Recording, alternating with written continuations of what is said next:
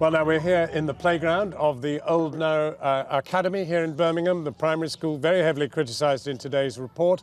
We're joined by a number of people who have a real interest in this issue. Shaista Gohir, she's of the Muslim Women's Network, by Salma Yaqoob, she's a former Birmingham councillor, and by parent Belal Ballali, and hopefully later we hope to talk to the local MP. But Shaista Gohir, let's just start with what do we think British values are? Mr. Gove has said today all schools are going to have to practice British values. Does this school practice British values? I'm sure this school does practice British values, and I'm really glad that you've invited me on, because I think there's a voice that's been missing from the whole debate. It's become so polarised. Basically, the message that's been sold is you have to be in two camps. If you believe that the Trojan Horse letter is a fake, therefore there has been no wrongdoing by any of the governors, therefore no case to answer, no investigation. Or if you are concerned, that means you must be an Islamophobe, therefore you must be Gove's mouthpiece. However, there's people in the middle, like myself. Now, I only started talking about this probably around about April time, and because I was silent initially, I started speaking to governors, teachers, also former staff, pupils and parents who said, actually, we're really, really concerned. Right. Well, but it's not an extremist or a terrorist issue, but we are really concerned about that's been reflected in today's report. Issues. And therefore, do you accept there may not have been a Trojan Horse plot, but there seems to have been a group of governors and male teachers who have wanted to perhaps turn this more into a faith school? That is effectively what's happened. Well, that's a very, very different issue from an extremist plot. And of course, the reason why we've got the national... But it's still a serious issue, because that's not what is supposed to be going on here. But I think we need to first and foremost say that this was a serious accusation, and we need to at least reflect on the fact that despite a dodgy dossier with no evidence found, a draconian... But there are still very serious allegations. I mean, what on earth was a secular school taking a whole busload of children off to Saudi Arabia for? I mean, at taxpayers' expense. What's that got to do with British values? Well, in the same way, if we went to France or Spain or anywhere else, the whole world, you can't say that. No, okay, come on. What is the justification for taking a busload of children at vast expense, £47,000, to Saudi Arabia? What British values are enshrined in this? Because I don't represent the school. What I've come. Well, let me ask you. What's that got to do with a secular state school? What has going to any normal school, going to any other trip? 99% of our children in this school are Islamic faith. They are Muslim children.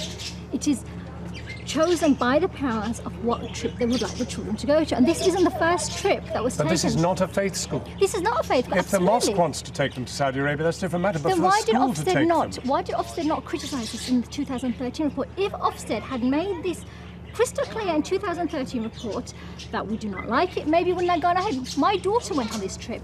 This trip in 2013 was praised for its international links. Well, let me raise another thing then.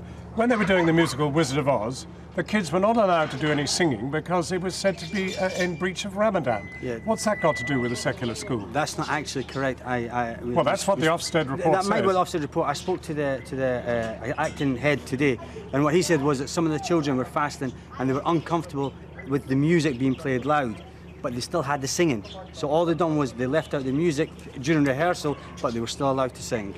I mean, it's important that we do get, that politicians, when they speak properly, and that we're Ofsted, when they do an inspection, they do it properly and not what we've seen over the past few months. Let me bring in the local MP, Khalid Mahmood. Khalid Mahmood, the case is not proven. The case is not proven that there was any kind of a plot here, but it does suggest that there were some serious problems associated with some members of the government and some of the male teachers.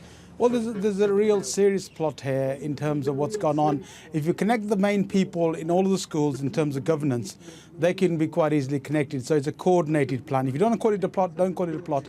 But certainly there's coordination. If you look at all the governors, all the key people that are involved, they're all united in one aim to do what they've done. Well, let me interrupt you right there. Let me interrupt you right there, Khalid Mahmood.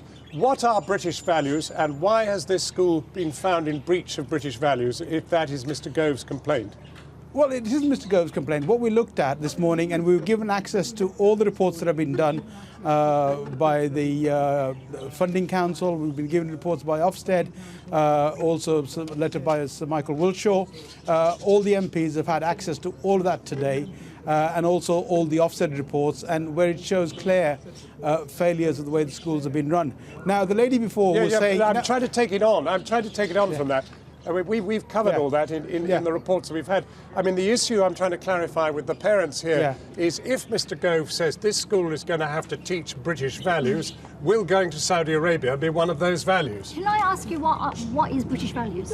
Because according to me, Islamic values and British values are side by side. Salma, what are British values to you? I mean, I haven't seen much evidence of British values. No, but do you tell us what your sense of British values is? I'm assuming when people use that term, it's about core decent values, which would be... Like what? Like transparency, like due process, like not smearing people and on baseless baseless rumours. And I haven't seen evidence of that. Well, let me tell you this. I did speak to a couple of teachers here today who obviously would not come on camera, but they described a situation here where they just did not know what was going on. Nobody would tell them what was going on. They weren't complaining about it, but they were wondering what was going on. They've never met a school governor.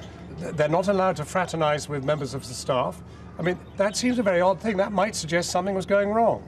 I don't even understand that question, really. You know, as a member of staff hadn't met a particular governor? Any governors, ever.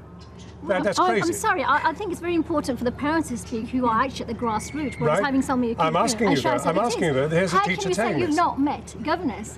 She said she'd never ever spent... a single governor she's not met? No, not one governor. I think it's senior staff are the ones that should be interacting with governors. There was one report where I read that they felt that there was too much micromanagement by the governors. If there was that kind of communication between a governor and a normal member of staff, then that could also be construed, I regret as to say micromanagement. That we're out of time, but I think it's quite clear you've raised very serious questions which need to be resolved in these coming days. Governance issues need to be addressed. Individual complaints should be addressed. I'm grateful to you all for coming. I'm sorry to have to close it down there.